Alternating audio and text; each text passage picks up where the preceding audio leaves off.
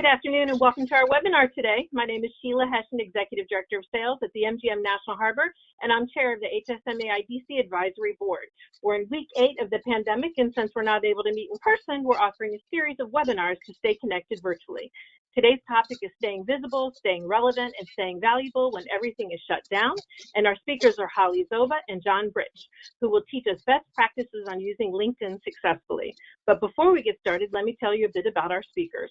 Holly Zoba is the founder of Scout Simply, which helps hotels find more revenue through better sales and marketing strategies and technologies. In 2019, Holly launched a unique sales training program called Influencer Sales, which was built around the changing behaviors of hotel business-to-business buyers. The program integrates new sales strategies along with introducing digital applications in order to engage prospects earlier and to close more sales. Holly is a current member and immediate past chair of the HSMAI Marketing Advisory Board, and during her time on the board, she was the founding co-author of the CHDM Exam and Study Guide and the certification for hotel digital marketers, which has led to the most recent training program, Hotel Digital Marketing Essentials. Holly's a frequent speaker at industry conferences and author of multiple articles and noted research in the hospitality media field. John Brich is a leader of SearchWide Global's hotel and resort practice, placing mid-level management to senior-level leadership all over the country, including Canada, in sales, marketing, revenue, and operations. Prior to joining SearchWide Global, John was the director of sales with the Cincinnati CVB for almost 7 years, leading a diverse team to bring in conventions to the city and to drive economic impact. Prior to moving to Cincinnati, he served 12 years in Chicago, both in sales leadership positions for both Hyatt Hotels and Resorts and Starwood Hotels and Resorts. And lastly, John is passionately involved with HSMAI at the chapter level, where he's an advisory board member in Ohio and sits on the sales advisory board at the national level. Thank you, Holly and John, for joining us today. We're excited to hear your presentation. And for those listening in, if you have any questions, please just enter them into the question box and we will be sure to address them. And also please note that you'll receive a link to today's recording. I'm turning it over to Holly and John. Thank you so much. Thank you so much. I think we are very excited to be here. And now that you've heard about us, we want to find out a little bit about you. If you've never seen this tool before, it's called Mentimeter, and it's a fantastic polling tool. So I have been doing these presentations for a little bit and found this to be a really good getting to know you question, and I'll tell you about your personality after you answer the question. If you haven't used this before, you just take your phone or go to any browser and type in menti.com. And it's going to ask you for a code number. When you do that, the code is 113083. And we just want to know where you think Carol Baskin's first husband is. In the belly of a tiger, living a good life without Carol Baskin, or who is Carol Baskin? This speaks volumes about you. Uh-oh, John, we're in trouble again. Yeah, so interesting. It really is. Just like the other day. Are you voting, Holly? I am not. Are you? Okay. Yeah, I voted. I'm an active participant here. I am curious, John, what you think. Well, I'm guessing. Go ahead. Why I'm guessing. You're saying number one, that living a good life without. Wrong. I put in the belly of a tiger. Oh, geez. All right. So what this often tells me about our audiences is the people that say in the belly of a tiger, you all are a bunch of realists, which I'm happy to have you here. What worried me is nobody initially had said living a good life, and those are our optimists. I so hope you're right. And then who is Carol Baskin tells me that some of you actually lead real lives, and so you're not binge watching The Tiger King on Netflix, which is where Carol Baskins rose to fame. So I appreciate that. It's good that we have a couple of optimists on the show here. We have a more serious question to ask you as we get to know you a little bit more. What is your SSI score? Your social selling index, if you don't know what this is, it's a little bit like your star report for LinkedIn. It tells you where you rank in the world of LinkedIn. And so to go and find it, again, go to a browser. You're going to go to linkedin.com/sales/SSI. I'm wondering if I can put this in the chat box. And then once you find out what it is, or if you already know it, then we're going to ask you to go back to Menti, and the question should be there because it's the same code, 113083. This is a complicated, it's a two-part question. And go ahead and key in your social selling index score. Oh, we have some good folks on here. Don't be alarmed, it's anonymous. So if your score is like, I'm saying 50% of the hospitality industry and below 40, you're not alone. Don't be embarrassed. And also no one will know that it's yours. We just asked this to get a sense of where people are in the world of LinkedIn and their profile. There we have 25, 30. And really, I teach a class around this, and I would say 50 to 60% of salespeople generally start around the 25 to 30 area. Looks like we have a pretty wide range here, John. Yeah, Holly, there's somebody close to you at 79. I know you didn't type yours in, but 80 is the top one so far, which is yours. I've not really seen many over 80, and mine fluctuates between 78 and 80. This looks pretty good. Yeah. All right. I appreciate your input. This gives us a great sense of, not a ton of binge watchers. We have some people who have real lives here, and they have the time to get their SSI scores up. So, John, I'm going to kick it over to you to start us out today. All right, perfect. Well, thank you everybody for spending some time with Holly and I today.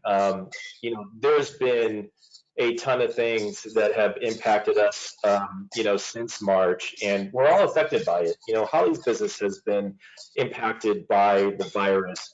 SearchWide Global has, and I'm coming to you from a place today that I've been furloughed, and I know a lot of people on this call have been furloughed, have been laid off, pay cuts, hours cut. We've all been impacted in some way. So this presentation that we're going to share with you today is all things that you could be doing during this time. It's all positive. This is not doom and gloom.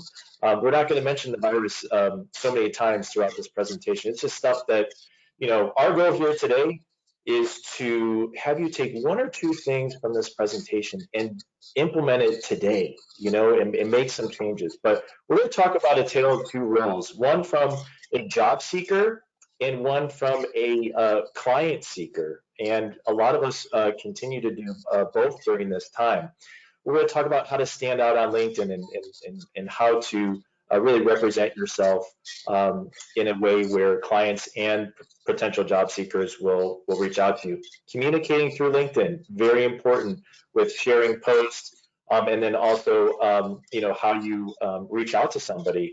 And then at the end of our presentation, we're going to talk about some added values, being productive, things that you could do now, so you come out of this a better version of what you were before this whole pandemic had started. So today, let's get started. If you're looking for a job, there's a ton of competition out there. Unfortunately, boy, in January we were talking about the low percentage of unemployment out there, and now it's at an all-time high. There's a lot of opportunities within hospitality, as we know, but there's also a lot of uncertainty.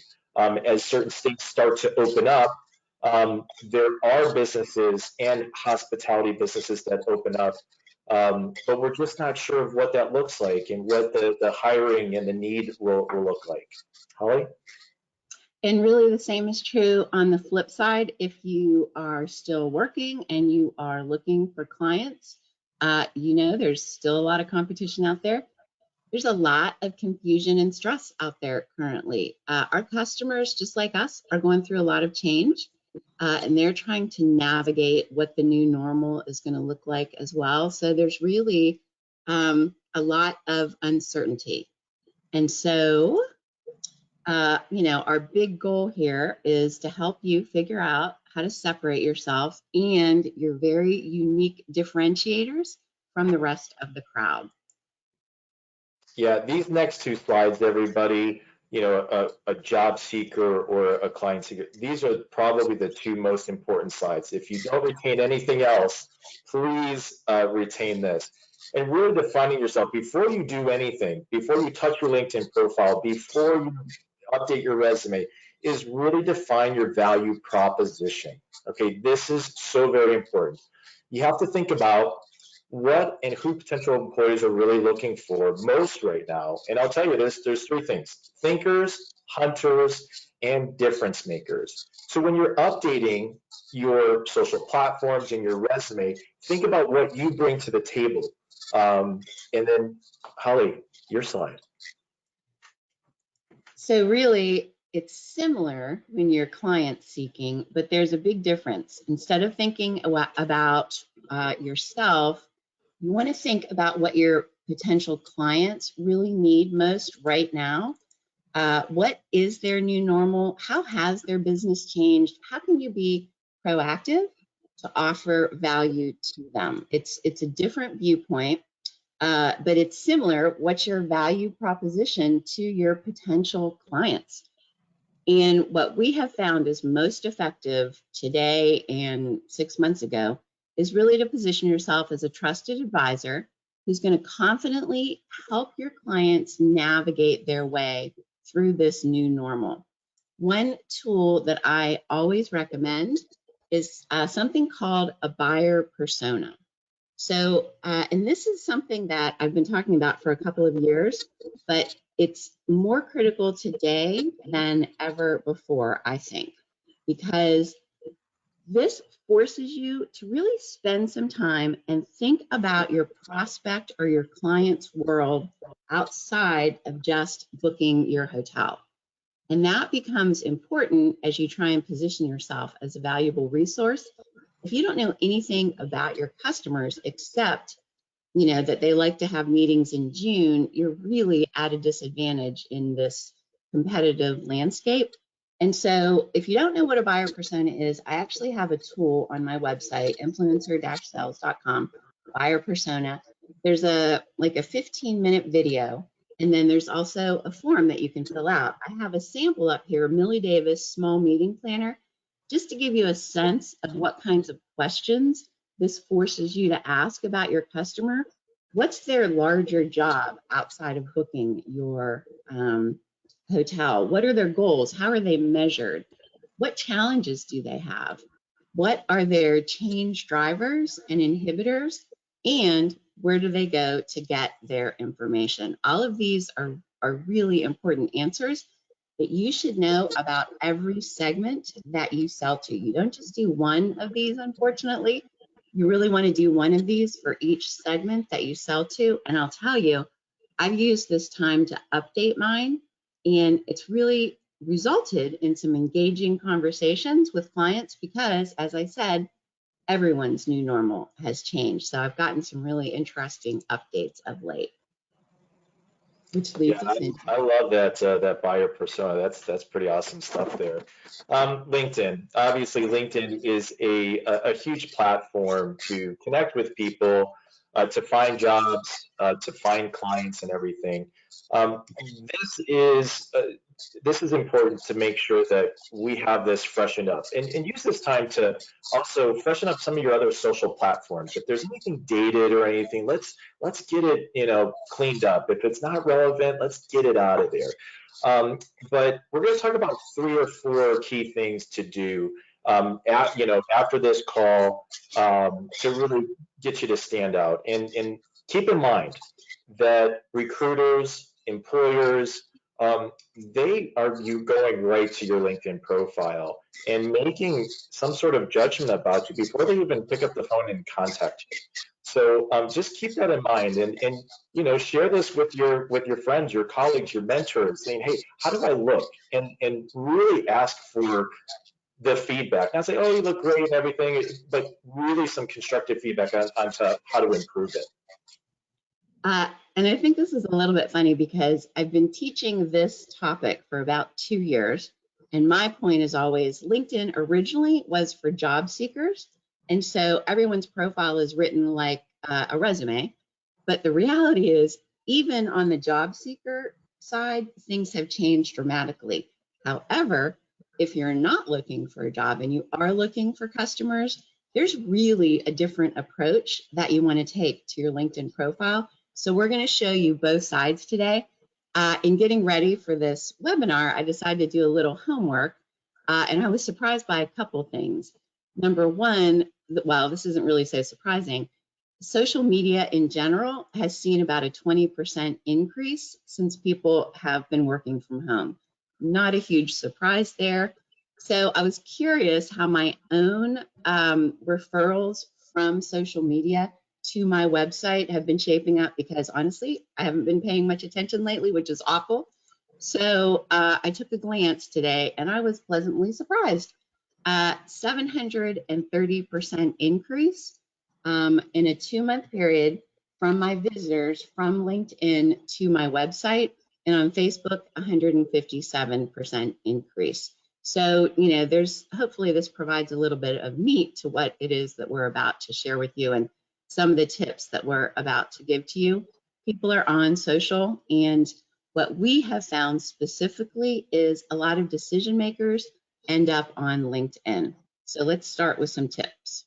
Yeah, let's go to that photo, Holly, because that is what people's eyes are just drawn to. When you go into a profile, I'm going to throw myself out here on this one, and this is a profile that was done a little over 3 years ago. I'm surprised by the number of profiles within our industry, sellers, sales leaders that still have the photo of them in their car, in the driver's seat.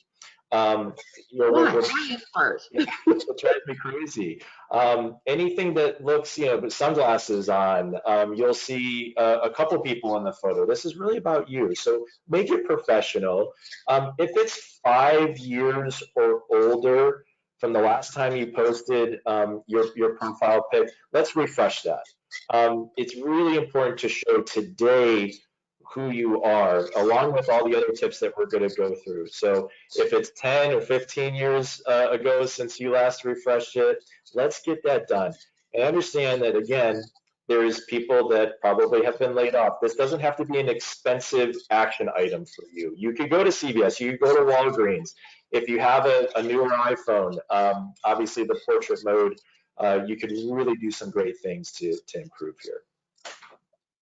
If you have coronavirus hair, though, you might have to wait until the salon's open before you update this, or maybe just, a couple years old. There's the picture of the woman drinking wine. We are not encouraging that. We think that's best for maybe a Facebook page, not your LinkedIn profile. Though it certainly shows that you're fun, we think maybe a more professional approach might help. The website that I have up there, Snapper, it's an interesting little website that you can run your profile picture through, and it'll give you some brutal advice. It tells you interesting things like, you're pretty, but you look insincere. It tries to cite some merit before it hammers you. But it tells you if you're smiling, it thinks that there should be crinkles by your eyes, for example, to make it look more sincere. Because that, authenticness is important. So it's a great little tool. Don't live and die by it. John's point, make it relevant, make it current, is a very sound piece of advice. What do we have next? Yeah, perfect. A couple other items to look at. Once you go beyond your photo, is that intriguing background. And we'll show you some examples in the next slide, but then also to update your title. Don't just put sales manager or director of sales and marketing, because I think you could go a little bit further. And let's kind of go to that slide next. On the sales side, the same is true. You want to have a background photo. I think of this as free advertising space. This is your opportunity to really highlight your brand. And I refer to your title as your headline. And so that headline really should be reflecting the value or the results that you can bring for your people. As John said, why put sales manager or just your title in? Everyone's doing that. You want to stand apart. You want to send a message. And so, for example, here, Melora is the national sales manager at the Tempe, Arizona Tourism Office. Her title, her headline says, "Your Arizona Meeting Resource," very clearly stating this is what I can do for you. Lauren has a really cool job. She works at the Odyssey Aquarium here in Arizona, which is where I am, but she doesn't sell the aquarium. She sells events in the aquarium space. So her background photo I thought was perfect. It really blends the two, makes her stand out. And I like her headline, "Let me help you take your event to another level, C-level." All right, a little bit cheesy, but I love it nonetheless. Yeah, and nothing, again, A versus B, you just want to show an opportunity. We're not picking on the A's. We just show an opportunity to really elevate your profile. All right, lastly, and we talked about this, is the about you. So your value proposition, what you can bring to the table. Your summary is going to be very important here, both as a job seeker and very similar to, a client seeker. Again, similar to your headline, you want to have here, what results can you get for them? They are busy people.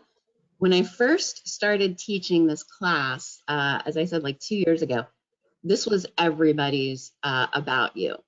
They would say, it was just this big block of text, and they would say, here are my, basically my resume condensed into one giant paragraph. Today, there are a lot of better opportunities. I think this is a great example. Yeah, Holly, I love this one. This one shows who they are, who they're working with, 20 third-party key accounts, and what this particular person is doing is driving approximately 30% of the sales revenue to the brand. Love that. It also goes into the reach and where the different properties are located, and then gets a little personal on what they're passionate about. They're passionate employed person in hospitality and travel. The empowering women piece is very key. You go into volunteer work, and then at the end, and I'm just stealing this part because, thank you for visiting my LinkedIn profile. This just shows a lot about who this person is, and why wouldn't you want to talk to this person, whether it's a job seeker or a client. This is a great summary. It really is. I love that summary. And you can also, this is a great summary for a client seeker. In that opening line, you can really see the difference. This person, talks about what it is that she does as a leader and is very clear in terms of what her responsibilities are. This person very much talks about what they're going to do for their clients. There's really no question that this person is focused on helping their potential customers. As a client-focused, detail-oriented hospitality professional, I'm ready to help host your next event. The second paragraph talks about her product and what it can do for you. We're sure to provide an unforgettable setting for your special event. And then what I always recommend is that you end it with a very clear call to action. If you're ready to host an event like no other, please email me at your email address and your phone number. Make it as easy as possible for customers to find you and to reach out to you. Like, don't make it tricky or hard. I saw that we have a question about how useful LinkedIn really is as a helper. And I think we covered that in the beginning. Not only is it helpful because a lot of decision makers spend their time on LinkedIn, I can also tell you personally, I probably get 25% of my business through LinkedIn. It's a good chunk. It is a valuable place to do business. People go there looking for business advice, business counsel, and all of this stuff that we're talking about is free for you to do. There's no charge. And so it's really, pretty essential. as is this next piece of advice. This is a new feature that LinkedIn has added, and it's called features. You're able to post, the thing on the right shows you can feature posts, articles, links, or media right on your profile. It is real estate that you should not be ignoring. This particular example is a salesperson who created a video about her property. And so she posted a link to that. Then she posted things to do in and around her property. It's, again, helpful, valuable information for your customers. And just one other thing I forgot to mention, sorry. LinkedIn is very strong on Google.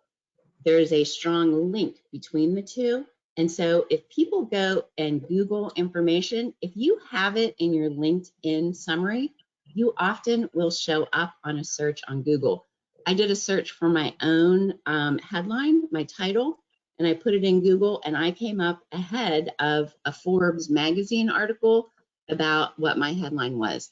So it's incredibly helpful. Anything on this, John, that you want to add? No, I think I'll just add one thing about resumes. You see a lot of people posting resumes here in your LinkedIn profile, and there's nothing wrong with that. But I will share that I still think that you could be selective in who gets your resume and where it's posted. I think it's a privilege for somebody to see my resume. And not just let it out there for everybody to see. So keep that in mind.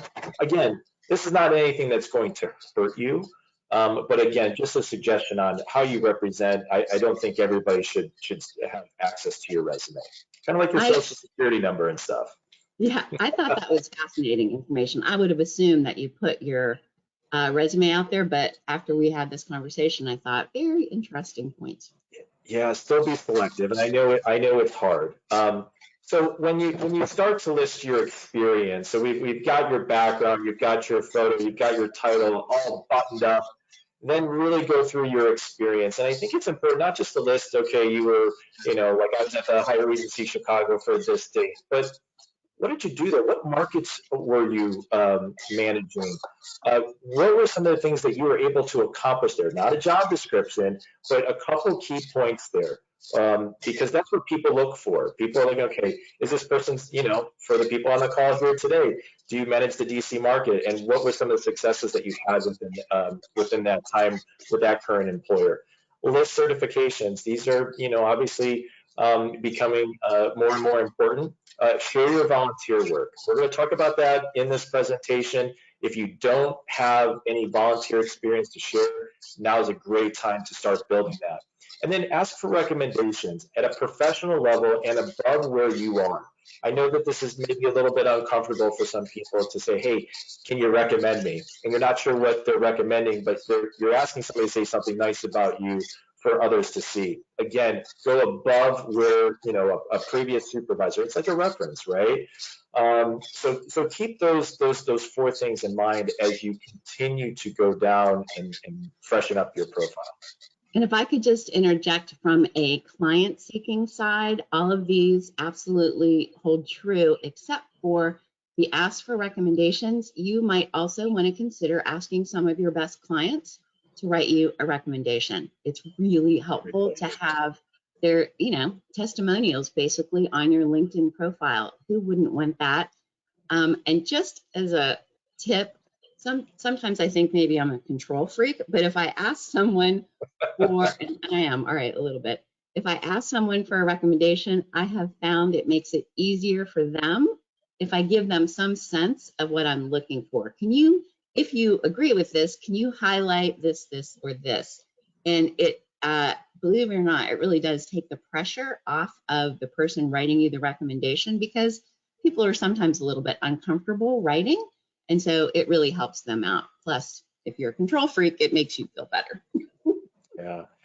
Updating the resume. Okay, we're here, right? You guys are probably like, okay, when are we going to talk about the resume? This is simple. Let's get this and keep it simple here, by the way, because to be honest with you, while it is my job to go through your resume, employers are not spending a lot of time reading resumes. You could imagine before this all happened, they were inundated with a lot of applications, but more and more, they're not spending a lot of time. But keep it easy to read, bullet points, successes, what you were able to bring to the table with each employer. That's what they're looking for. Take out the objective piece, put in the summary of what, your value proposition, right? What we talked about. So that's what I want you to focus on. It doesn't need to be, 3 and 4 pages. It would be a waste of time. If you could keep it to 1 page, I know some of our veterans may be on this call like, oh my gosh, that's so hard. I get it, 2 pages max. But make sure you're not putting any fluff in there. It's to the point, and to get that particular employer to pick up the phone and call you. This is a summary for a resume and or an about me for LinkedIn that we thought was a great example. In the opening paragraph, it really just kind of summarizes what you've done, and then there are bullet points of the specific skill set that you have. So we just thought this might be helpful. And also these slides are going to be available for you to read through these, because some of the samples I think can be helpful when you're updating your own. Mm-hmm.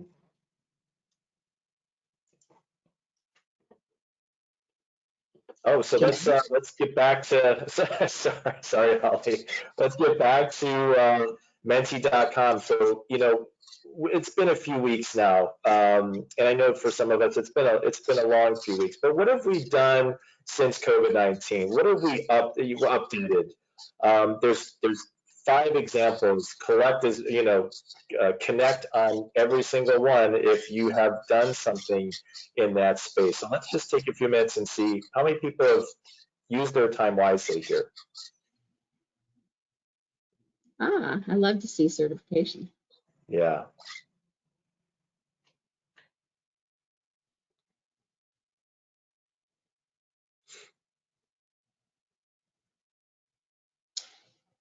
Well, of course, I'm dying to know what the hobbies are. Can you put in the chat box, if you're willing, what your new hobbies are? I'm so curious about that. Yeah.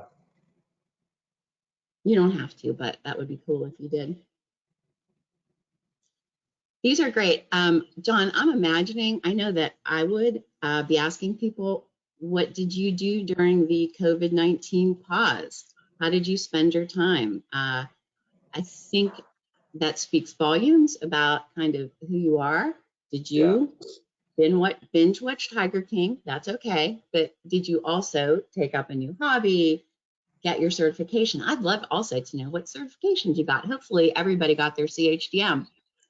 Yeah, no, I think this is definitely going to be a very common interview question, whether it's from a recruiter or whether it's from an employer, because I think this is just something that everybody had an opportunity to work on something on themselves during this time.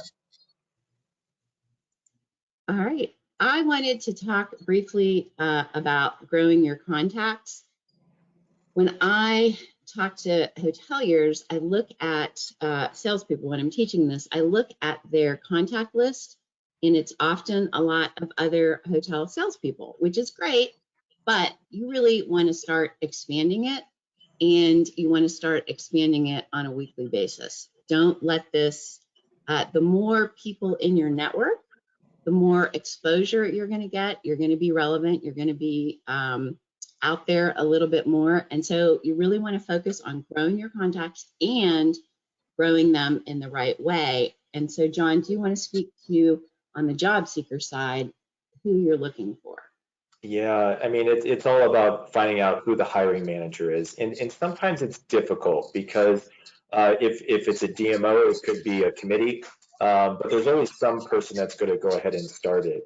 But a couple things to look for are HR directors. If you're a hotelier at the property level and you're applying for something, that's one way to connect. But go above where you're at. So if you're a director of sales and marketing, go to the VP level.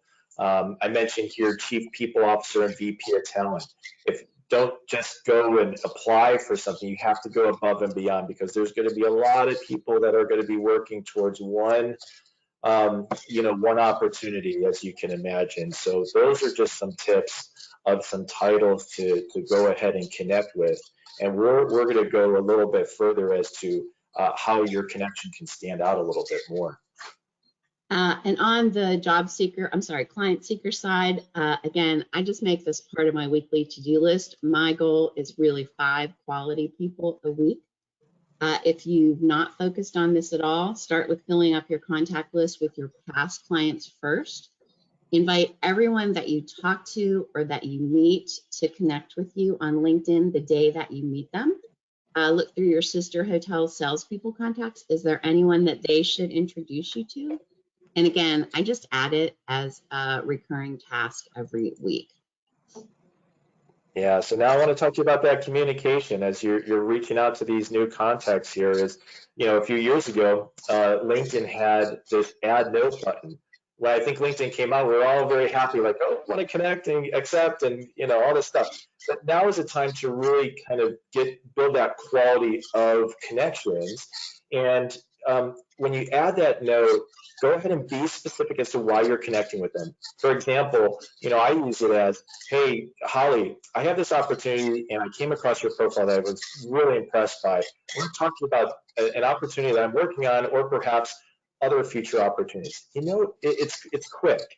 And same thing on the client side, but be clear. Now, the other thing is follow up. If you're sending a note, a lot of people miss this. And so you'll see in your activities on LinkedIn that somebody's accepted. If you send them a note, you may have to go back and say, hey, Holly, I sent you an important note and thank you for the connection. But I would like to connect with you on the phone. And of course, thank them. Be appreciative of all the connections that you have. They could lead into something that is both beneficial for them and for you at some point. On the client side, same thing applies. Be personal in this note when you can. Certainly say thank you and follow up. Don't let sometimes you get overwhelmed having to write them a note, like what am I going to write? And so you don't, and then you don't connect. To make it easy for you, I've provided something here that is really pretty simple and very effective at getting good connection rates. You simply say, I came across your profile and thought we both might benefit from being connected. That's it. I have found this to be as effective as almost anything. I will say, once you grow your list and you want to start being a little bit more selective about who you want on your list, you can begin to be a little bit more qualifying in your note. As an example, today, I will typically send a note to somebody and say, hey, I teach a digital sales and marketing training class. I put out some content. If you'd like to see it from time to time, let's connect. I'm letting them know that I'm going to share content. What I have found is my connection rate has gone down a very little bit, but the quality of my connections, these are people that actually want to see my stuff. So they're really sort of handy connections.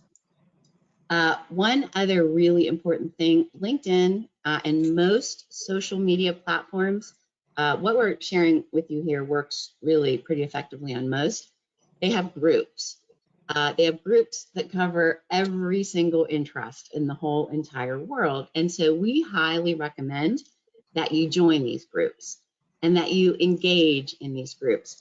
And I will give you some tips on how influencers, we refer to them as influencers, but client seekers, how they do groups. First of all, no more than 2 or 3 join initially. If you go out there and join 27 groups, you're not going to engage with them. So very carefully pick 2 or 3. And the same rule applies. If you're in hotel sales, don't join hotel sales groups only. Join groups where your customers are. And that's really easy to find out. Click on your customer profiles, scroll down, look at their interests, and you'll see the groups that they belong to, where they go to get information. Join those groups. And don't log on to a group and immediately start selling your product. I relate it to an obnoxious person who walks into a party and before he gets a read of the room, is all of a sudden raucous and loud and everybody, don't be that person. Go into a group, start to observe it, find out the feel of the group, find out if it's an active group. If it's not an active group, maybe find another group that is more active, but go in, listen, And then before you post anything, just start commenting and try to comment always with kindness, but also with thoughtful, relevant comments. Hey, thanks for sharing that article. I read it. It was really good. People really like that. And then they like you. And then they feel more compelled to comment on your comments. They will remember you. It does help you stand out. Finally, start adding content. And again, of value, relevant, thoughtful content. And you can add it on your groups, but you can also add it, very importantly, on your own news feed. And it's more helpful if you have a lot of contacts in your network. You're going to be exposed to more people. I did a little bit of research on what was trending right now on LinkedIn. Not a big surprise. Work from home articles. You can see the increase of engagement in North America, 165% of content that was posted about tips from working from home. And lo and behold, look what I found, an article from our very own Ellen Wilson. A very valuable article that I wish I would have read 5 years ago when I first started working from home. If you haven't seen it yet, you should really check it out, but it's a really helpful piece of content. The other current trending content information you should know about LinkedIn is they're looking for a human voice, right, in an authentic tone, not like a brand, like a person. And there's most engagement when you're talking about helping others. So bear that in mind as you do some posts. I have some samples here, very upbeat, very positive. Our industry will be back and better than ever. Debbie Harmon, I love this. Somebody posted a picture and Debbie Harmon wrote, "The view from my front desk. I can't wait to welcome our employees and guests back." I thought that was a good one. From my own personal arsenal here, this is one of my favorites and most successful posts. Everybody is on Zoom. And so I found this great Zoom background. It's the Brady Bunch. So I posted it and said, it won't let me post a video, but if you email me, I'll send you the video of the Brady Bunch. And literally, I got about 40 requests of people, oh my gosh, send me this thing. It was very helpful. The one to the right is Marlies Ricker, who's a fantastic salesperson. She made a video talking about what their hotel was doing to prepare for guests coming back. So that's very helpful. Z is a good friend of mine who really posts positive, upbeat things all the time. But this time he actually did an @ and then the person's name, which is how you get the blue to show up. And that notifies those people that someone's posted about you. Very effective. When he did that, he got a ton more engagement. And just FYI, this is true on all of the social channels. The more you get comments, the more that social algorithm shows you to more people. It helps your presence. It's similar to the Google algorithms, but on the social side, I do a lot of research in this world, and they're trying to create addiction, these social algorithms. They want you to click just a little bit longer, and they have found that posts that get a lot of engagement, meaning comments, are popular, and so they show those first to people. And so when you're writing your post, just sort of think about that. Ask a question, ask people what they think. So just a little tip there. The last thing that I love is a lot of people have been taking this time to get certifications and they're posting their degrees. That's a great way to be communicating to people, hey, I'm not just hanging out doing nothing. I am actually being very helpful. So I thought that was a good example. Anything to add on that, John? Well, I think it's great that all these people that have been posting stuff have been impacted in some way or form. Yet they're not using this time to be quiet. They're still setting the alarm every day, getting up, putting their shoes on, right, and really sharing some motivational and educational content to the right audience. Fantastic. All right, so I'm going to go through these next few slides. I'm going to try not to do it fly too fast, but I do want to leave some time for questions as we kind of, run towards the end of this presentation. But, this is a very stressful time, and some times that some of us are going through for the very first time. So a couple things here is really kind of focus on your family, focus on yourself during this time. It's going to be very important to get you through this. Focus on the mind and body. One of the things, I didn't put it in my new hobby, but one of the things that I'm doing to help control stress is do some meditation. 10 minutes every morning starts my day, kind of gets me clear. If you run into any roadblocks mentally, it's a good place to really take a deep breath. And again, connect with others during this time. See how people are doing, and don't be quiet. Virtual interviews. We've seen this trend happen before the virus, but more and more, this is going to be the new norm. Okay, so remove those technical difficulties. It's okay, Holly. We're good. I get the technical difficulties. I was just trying to prove a point. Yes, exactly. So, make sure you have a good background, and make sure that you're dressing appropriately for these. And be prepared. And I know that this is hard for some people, but really have your personality come out through these Zoom interviews or Skype or what have you, FaceTime.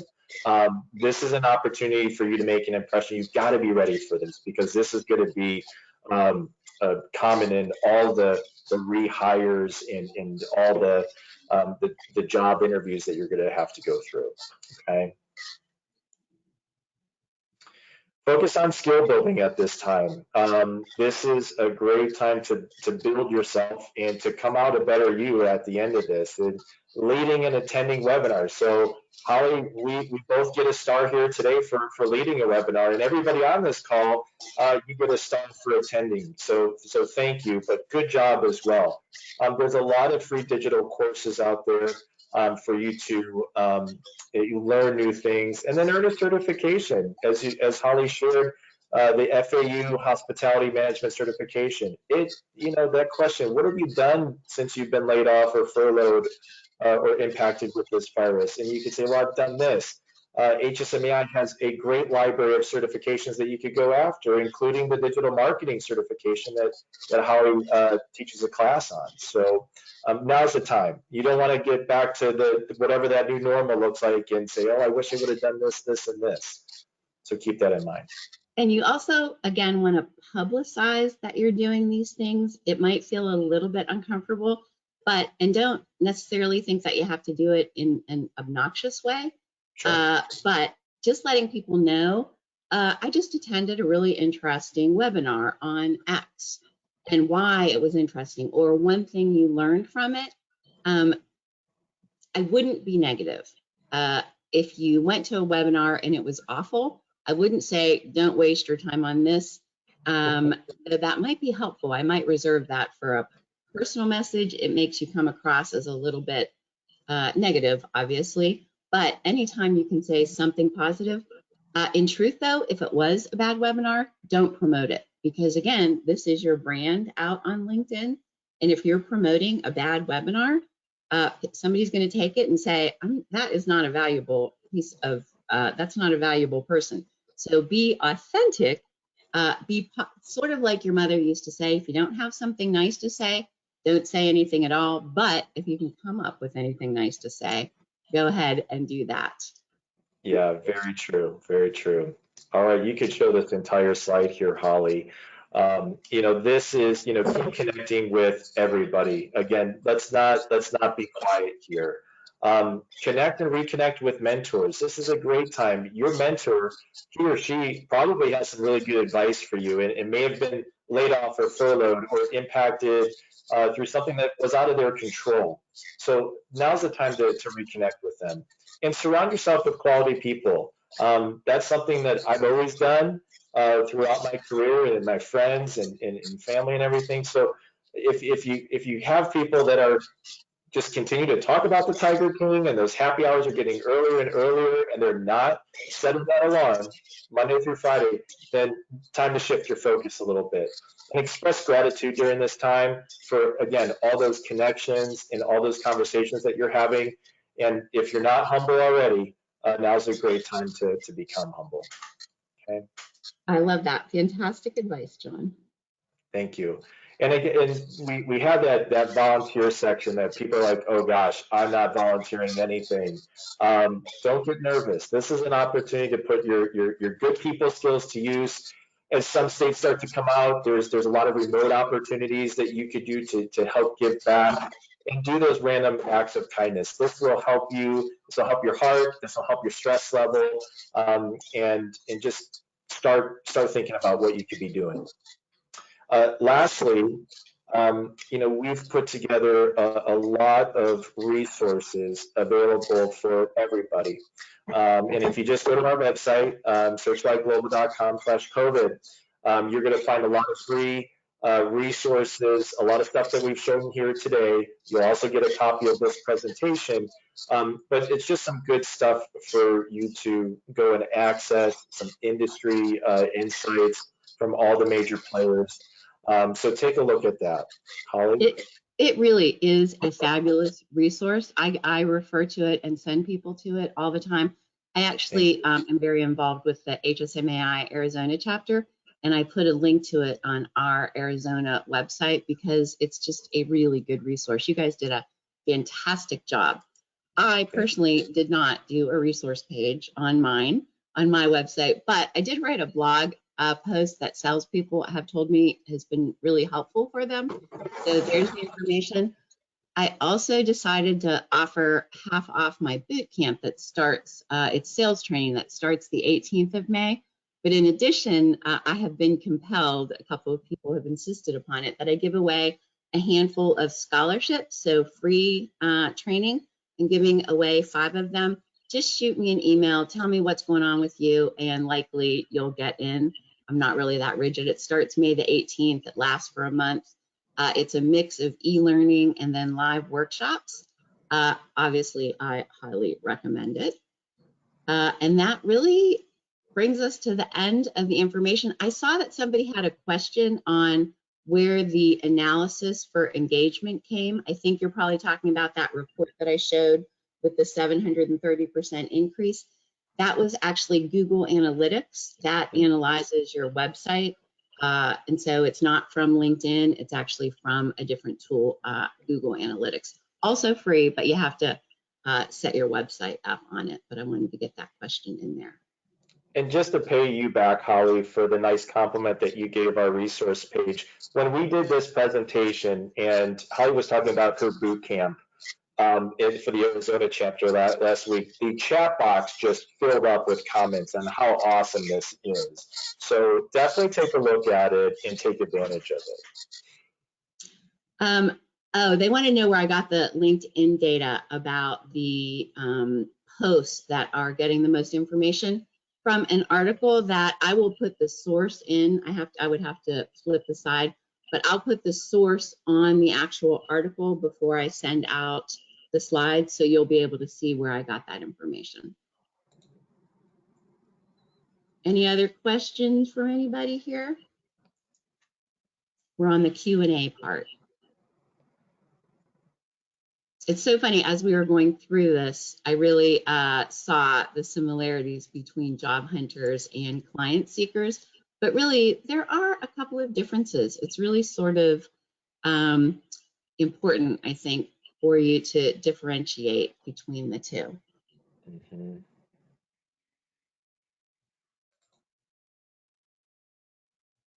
If there's no questions, I think that is a wrap. All right, and I don't see any more questions either. So Holly and John, thank you so very much. Your presentation includes some extremely useful tips on how to maximize our LinkedIn presence and opportunities. And thank you all for joining our webinar today. We hope you were able to gain some useful takeaways. And just a reminder, you will receive a link to today's recording. On behalf of Ellen Wilson, Managing Director, and our entire advisory board staff, I'd like to thank you so much for joining us today. We will have another webinar, and it's going to be on Tuesday, May 12th at 12 noon, as Bob Anderson, Principal of Star Performance, will help us find success in the middle of the chaos. And lastly, I encourage everyone to follow us on Facebook and LinkedIn, and also check out our website at hsmaidc.org. This now ends our webinar. I hope you all have a wonderful day. Thank you. Thanks. Bye. Bye.